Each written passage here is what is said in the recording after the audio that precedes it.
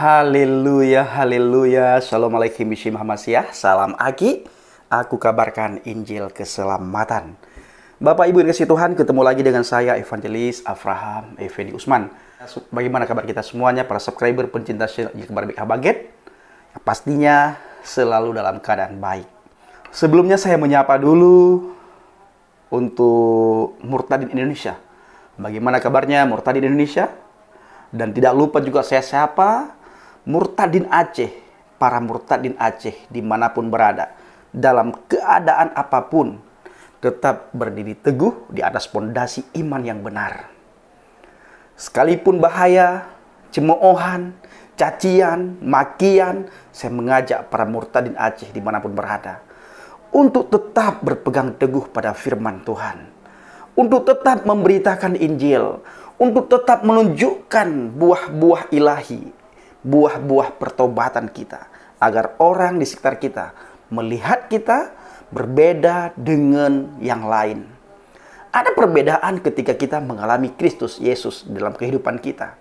Yang sebelumnya kita hidup amburadul, hidup tidak teratur, hidup yang tidak mengenal Tuhan, hidup yang tidak mengenal kebenaran, suka menghina orang lain, suka mencaci maki orang lain, suka mengolok-ngolok orang lain. Begitu kita mengalami perjumpaan pribadi dengan Tuhan, dengan Adonai Yesus HaMasiah, di situ ada perubahan. Kita mengalami perubahan yang luar biasa.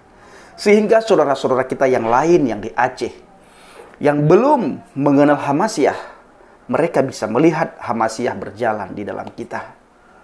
Sehingga tergenapi kata Alkitab, engkau ini suratan yang terbuka yang bisa dibaca oleh semua orang. Di dalam Alkitab sudah tertulis, kita ini adalah suratan yang terbuka yang bisa dibaca oleh semua orang, yang bisa dibaca oleh setiap orang, yang bisa dilihat oleh setiap orang.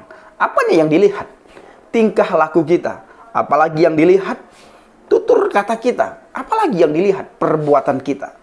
Dan di ayat yang lain dikatakan, hendaklah kebaikan hatimu diketahui oleh semua orang. Nah, ini yang perlu kita tunjukkan kepada orang-orang yang belum mengenal HaMasiah. Khususnya teman, sahabat, kerabat kita di Aceh. Dan ini saya khususkan untuk para Murtadin Aceh, supaya benar-benar menunjukkan karakter Kristus, karakter HaMasiah di dalam kehidupan kita sehari-hari.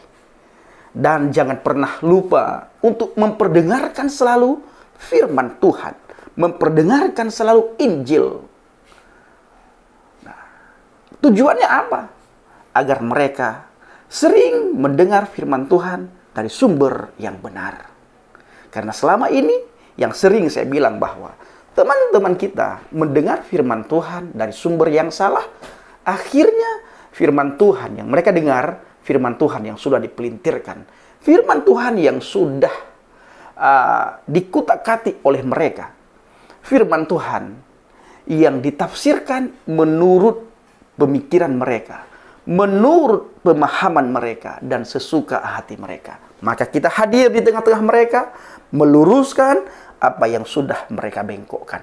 Inilah tugas kita, para Murtadin Aceh. Saya bersyukur Bapak Ibu, berkat doa saudara, saya sampai hari ini terus-terusan memberitakan firman Tuhan, terus-terusan memberitakan Injil, dan terus-terusan memperdengarkan Injil kepada mereka yang belum pernah mendengarkan Injil. Dan saya juga mengajak para Murtadin Aceh dimanapun berada, jangan takut, jangan gentar, tetap beritakan Injil, tetap beritakan firman Tuhan, tetap berdiri teguh di atas pondasi iman yang benar. Kita bersyukur Tuhan kita Tuhan yang baik, Tuhan kita Tuhan yang luar biasa.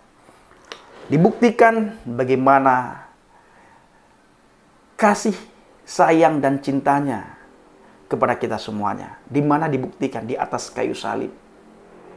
Sehingga dengan kematian Kristus di atas kayu salib, menjadi bahan olok-olokan sampai hari ini.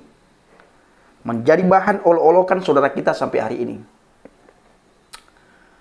Itu dikarenakan mereka tidak paham, tidak tahu tentang kekristenan itu sendiri. Sama dengan kita dulu.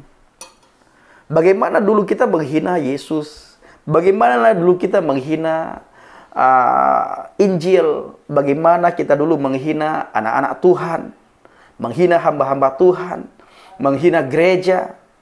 Tetapi setelah kita mengalami perjumpaan pribadi dengan Tuhan, kita diubahkan. Hati kita diubahkan, pemikiran kita diubahkan. Di mana dulunya pemikiran kita tentang Injil begitu benci, tentang kekristenan begitu kita benci, bahkan kita suka menghina Yesus. Tetapi setelah kita mengalami perubahan itu, kita bisa melihat, bisa menemukan kebenaran. Kebenaran yang sejati hanya ada di dalam Yesus Kristus. Dialah satu-satunya yang menjadi panutan umat manusia. Tidak ada dosa sedikit pun yang kita jumpai dalam pribadi Yesus. Tidak ada satu kesalahan sedikit pun yang kita jumpai dalam pribadi Yesus. Tidak ada celah untuk kita cari alasan bahwa Yesus melakukan ini, melakukan ini. Tanda kutip, melakukan dosa.